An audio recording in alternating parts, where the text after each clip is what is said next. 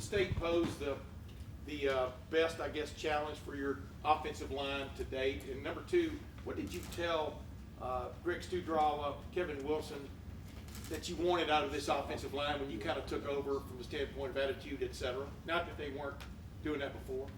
Yeah, this definitely is the biggest challenge. This is one of the best run defenses in the last decade in the country in the Big Ten. So, yeah, we got a huge challenge.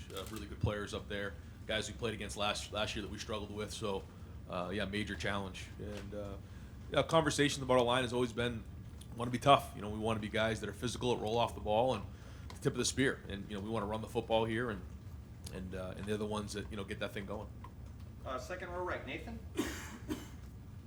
On your radio show, you had mentioned JK's versatility, kind of in contrast with Master. But Master also has receptions the last 2 weeks. I'm just wondering, is that something that just naturally came from his being in the game at that time, or have you seen something from him in practice, a growth in that skill set that you trusted him more? We kind of just roll guys, whether it's receivers or running backs, tight ends. We just roll them. We don't really look to see who's in the game, and he's been working on his pass protection, working on routes and things like that, and so that just comes up naturally within the game.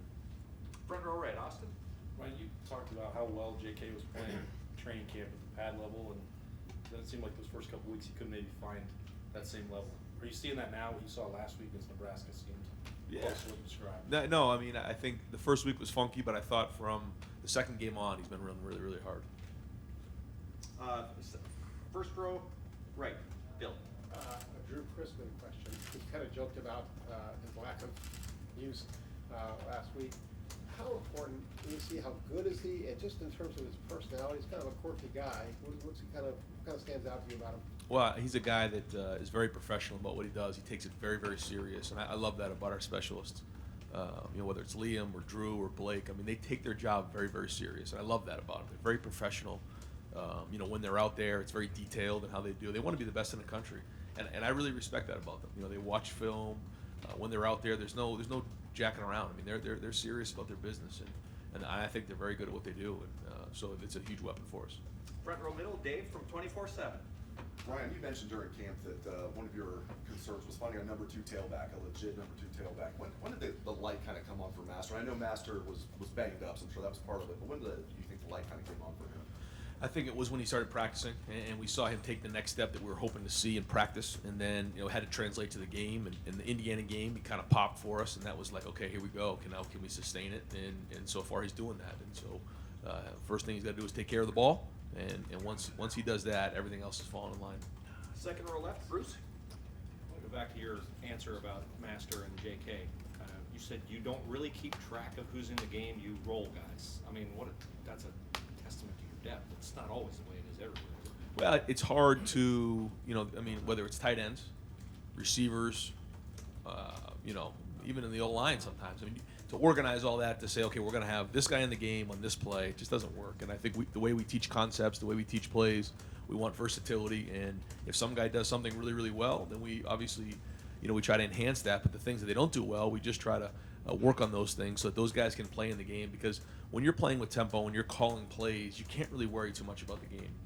Is it game ready? Is the play game ready? And are those players ready to go play in a game? Are they at starter level? If they are, then let's put them in the game and let's go play.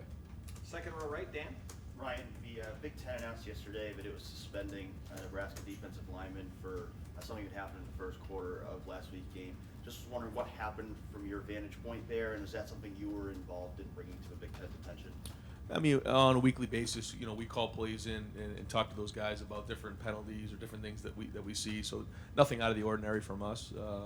And yeah, there was some things that were going on after the whistle on that play, and the Big Ten made their decision, and so we obviously support that. Fourth row middle, Lori. Coach, a lot of your players have talked about the thing being special about this team is their camaraderie. What role does the coaching staff play in establishing that? Well, I think it starts with the coaching staff to begin with. I think that the chemistry of the coaching staff has to be, really tight, and then it goes from there.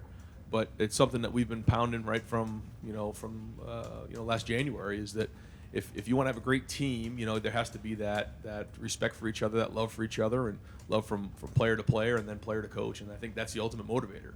And I do feel that, and I really hope that the leaders of this group don't let go of that. They grab on real tight and don't let go. I think last question, fourth row, fifth row right, Bill. Ryan, I think when people maybe first see Justin, the live arm and the athletic ability sticks out. When you first started working with him, what impressed you about the way he just thought through the game and the way that his mind worked? Couldn't really get a feel for that too much until we started playing games and being able to put concepts on the field. I do think that in the spring he did a good job of learning the offense quickly. But now that we're into the season, he's taking game plan plays that maybe he knew that week, and he can put them on the field pretty quickly and at a pretty high level. Great. Coach, thank you very much. Thank you, Ryan.